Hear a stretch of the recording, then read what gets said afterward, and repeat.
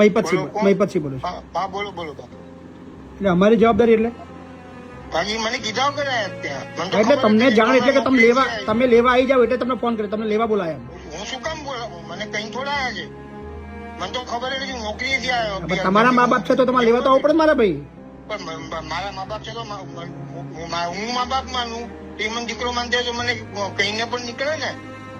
એમ નહીં, તમારા મા બાપને કઈ બી તમારા બનાવ થયો છે તો તમને અમે તમને જાણ કરીએ કે તમારા મા બાપ આયા છે એને લઈ જાઓ. જો ત્યાં આવે તો તમે મોકલી દો કે જેમને મને કીધા કર્યા તે પહોંચી ગયા ત્યાં તમારું. એટલે પણ તમારા મા બાપ ની તમને પડી નહીં ભાઈ મારે ભાઈ, અમે તો મોકલી દે. અમે તો અમારે ત્યાં આવ્યા તો અમે તો મોકલી દો, વાંધો નહીં. પણ એ અમારે ત્યાં જવા ના પડે, અમારે ત્યાં રહેવું છે એવું કે છે. મારી જવાબદારી નથી ત્યાં રહેશે તો મને કીધા કરાય. તમારી જવાબદારી નહીં, તમારી જવાબદારી પણ કોની જવાબદારી બને મારા ભાઈ? તો મને કહીને આવ્યો તો મારી બને ને. અથવા મેં તમને જાણ તો કરીએ છીએ કે તમારા મા બાપ આયા છે એને લઈ જાઓ. જાણ કરવાની ફરજ કોની આવે જતા પેલા? તમારા જે બી ડખા થયા છે એટલે જાણ કર્યા વગર નીકળ્યા છે ને હવે બંને જણ. હા તો મેં ક્યાં કીધું જ છે જવાનું? એટલે તમે કીધું ને પણ ડખા પડે ત્યારે જ નીકળ્યા, એમ તો ઘર છોડ્યું નહીં તમારું. તમે આ બધું ખોલીને બેઠા હોય તમે એક બાજુ જ સાંભળવાના છો. પણ તમે આવો ને તમારું સાંભળીએ, તમને સાંભળવા માટે ફોન કરું છું. તમારે આવતો છે ને ખાલી ત્યાંથી વાર્તાઓ કરવી છે. મોકલી દો ને એમને મોકલી દો. કેટલી ઉંમર છે એમની? તમારે લેવા આવવાની ફરજ નહીં બનતી કે આપણે લઈ જઈએ મા બાપને? ત્યાં સુધી પહોંચી શકે તો આવી તો શકે જ ને. શરમ જેવું છે તમને કશું? તમારામાં છે શરમ જેવું? તમે આવી રીતે વાત કરો મારી હે શરમ? બે પૈસાની ઇજ્જત જેવું કશું શરમ જેવું છે કે મા બાપ ત્યાંથી ઘરથી નીકળ્યા છે અને મને વાર્તાઓ કહો છો કે એમને મોકલી દો પાછા લેવા આવવાનું? જરા કે પડી નહીં કશી. રડો છો શું કરવા તમે? આમનો એક પગ એક્સિડન્ટ વાળો છે, બીજો ઘસાઈ ગયું છે. રડો છો શું કરવા?